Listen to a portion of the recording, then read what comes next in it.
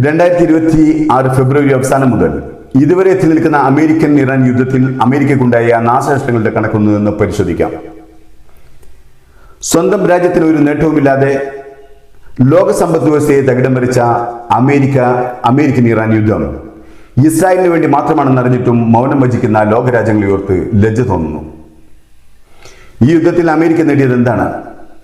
America Iran യുദ്ധത്തിൽ യുദ്ധവിമാനങ്ങളും ഡ്രോണുകളും അടക്കം 49ഓളം വ്യോമയാനങ്ങൾ അമേരിക്കയ്ക്ക് നഷ്ടമാവുകയോ കേടുപാടുകൾ സംഭവിക്കുകയോ ചെയ്തതായി പല കണക്കുകളും സൂചിപ്പിക്കുന്നു. ഇതിൽ F-15E, F-35A, A-10, KC-135, E-3 AVAX, MQ-9 Reaper ഡ്രോണുകൾ എന്നിവ ഉൾപ്പെടുന്നു. ഇതിൽ തന്നെ ഏറ്റവും നൂതനമായി 24 MQ-9 റീപ്പർ ഡ്രോണുകൾ അമേരിക്കയ്ക്ക് നഷ്ടമായത് അമേരിക്കയ്ക്കേറ്റ ഏറ്റവും വലിയ തിരിച്ചടിയാണ്.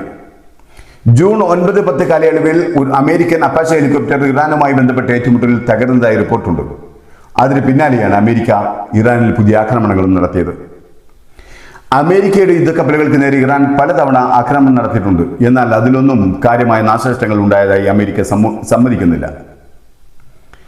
അമേരിക്കയുടെ ഹാരി എസ് ട്രൂമാൻ വിമാനവാഹിനി കപ്പലിൽ മാർച്ച് 12-ന് തീപിടുത്തമുണ്ടായി. നിരവധി നാവികർക്ക് പരിക്കേറ്റു. എന്നാൽ അമേരിക്കൻ നാവികസേനയുടെ വിശദീകരണ പ്രകാരം ഇത് യുദ്ധാക്രമണം മൂലമല്ല, കപ്പലിനുള്ളിലെ അപകടം മാത്രമാണെന്നാണ്. അമേരിക്ക ഇറാൻ യുദ്ധത്തിൽ ഏകദേശം 13 സൈനികർ അമേരിക്കയുടെ ഭാഗത്ത് കൊല്ലപ്പെട്ടിട്ടുണ്ട്. കൂടാതെ 400-ലധികം സൈനികർക്ക് പരിക്കേൽക്കുകയും ചെയ്തിട്ടുണ്ട്.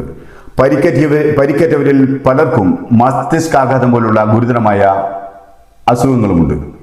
അമേരിക്കൻ പ്രതിരോധ വകുപ്പിന്റെ കണക്കുകൾ പ്രകാരം യുദ്ധവിമാനങ്ങളുടെ നഷ്ടവും മറ്റ് യുദ്ധ ചെലവുകളും കൂട്ടിയാൽ ഏകദേശം $29 ബില്യൺ നഷ്ടം ഇതുവരെ യുദ്ധത്തിൽ അമേരിക്കയ്ക്ക് ഉണ്ടായിട്ടുണ്ട്. ഇസ്രായേൽ എന്ന അധമ രാജ്യത്തിന് വേണ്ടി അമേരിക്ക സ്വന്തം ജനതയ്ക്ക് വരുത്തിവെച്ച ബാധ്യതയാണ് $29 ബില്യൺ. എന്നിട്ട് അമേരിക്ക എന്താണ് നേടിയത്? സ്വന്തം രാജ്യത്തും ലോകത്തിന് മുന്നിൽ ഉത്തരവാദിത്തമില്ലാത്ത, വാക്കിന് വിലയില്ലാത്ത, ദിശനാശാലിയല്ലാത്ത, ദീർഘവീക്ഷണമില്ലാത്ത അമേരിക്കയിലെ ആദ്യത്തെ ഭരണാധികാരി എന്ന പേര് ട്രംപ് നേടിയെടുത്തു എന്ന് മാത്രം. ഇനിയും തോൽവികൾ ഏറ്റുവാങ്ങാൻ ട്രംപ് ഈ യുദ്ധം ഇനിയും തുടരുമെന്ന് സാരം.